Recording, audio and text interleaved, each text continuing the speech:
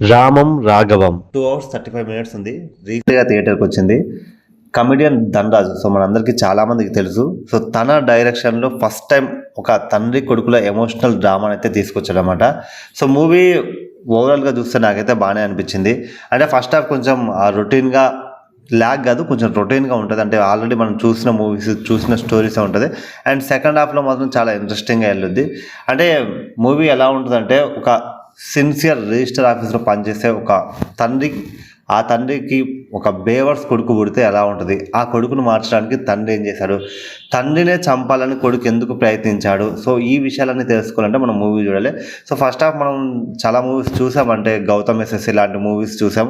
So ఒక sincere తండ్రి ఒక బేవర్స్ కొడుకు ఉంటే ఎలా ఉంటుంది, సో వాళ్ళ మధ్యలో ఎమోషనల్ సీన్స్ అంటే ఎండింగ్లో వచ్చే ఎమోషనల్ సీన్స్ ఎలా ఉంటుంది అనేది ఫస్ట్ హాఫ్ కొంచెం రొటీన్గా ఉంటుంది. బట్ సెకండ్ హాఫ్లో మనకి కొంచెం కొత్త పాయింట్ తీసుకుని అయితే సినిమా అంతా దాని చుట్టూ అయితే తిప్పుతాడు. అంటే ఇప్పుడు కమెడియన్ నార్మల్గా ఏమనుకుంటాం, ఒక కమెడియన్ డైరెక్షన్లో వచ్చే మూవీ మనం కామెడీని ఎక్స్పెక్ట్ చేస్తాం. బట్ ఈ మూవీలో కామెడీ కాకుండా ఎమోషనల్గా అయితే బాగా తీసుకెళ్ళాడు. అండ్ ఎండింగ్లో కొంచెం వీక్ హార్టెడ్ ఉంటే మాత్రం డెఫినెట్గా బాగా ఎమోషనల్ అవుతారు. అంటే ఓవరాల్గా మూవీ చూస్తే ఓకే, ఒక గుడ్ మూవీ, ఒక మంచి మూవీ చూసి అయితే బయటకు వచ్చామన్న ఫీల్ ఉంటుంది అనమాట.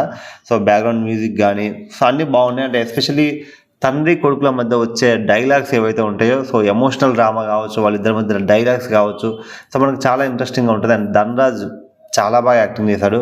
అంటే కమెడియన్గా ఎంత బాగా యాక్టింగ్ చేస్తాడో, అండ్ ఎమోషనల్ సీన్స్లో కూడా చాలా బాగా యాక్టింగ్ చేశాడు. ఇక సముద్రగానే యాక్టింగ్ గురించి అయితే ప్రత్యేకంగా చెప్పడం అవసరం లేదు, ఆయన చింపి పడేస్తాడు. సో ఇంతకుముందు మనం సముద్రగాని విమానం మూవీ ఎలా అయితే కనెక్ట్ అవుద్దో, అండ్ ఈ మూవీ కూడా పర్లేదు అదే విధంగా కనెక్ట్ అవుద్ది. సో వన్ టైం డెఫినెట్గా వాచ్ చేయొచ్చు. ఒక తండ్రి కొడుకుల మంచి ఎమోషనల్ స్టోరీ అనమాట. సో ఇఫ్ ఇన్ కేస్ థియేటర్లో చూడాలనుకుంటే మాత్రం వెళ్ళేసి థియేటర్లో చూడండి, అవైలబుల్గా ఉంది. ఈరోజే థియేటర్కి అయితే వచ్చేసింది. సో గుడ్ మూవీ, నాకైతే పర్లేదు, ఒకసారి వాచ్ చేయొచ్చు అనిపించింది. కొంచెం ఎమోషనల్గా ఫస్ట్ హాఫ్ మాత్రం కొంచెం రొటీన్గా ఉంటుంది, సెకండ్ హాఫ్ కొంచెం డిఫరెంట్గా ఉంటుంది అనమాట.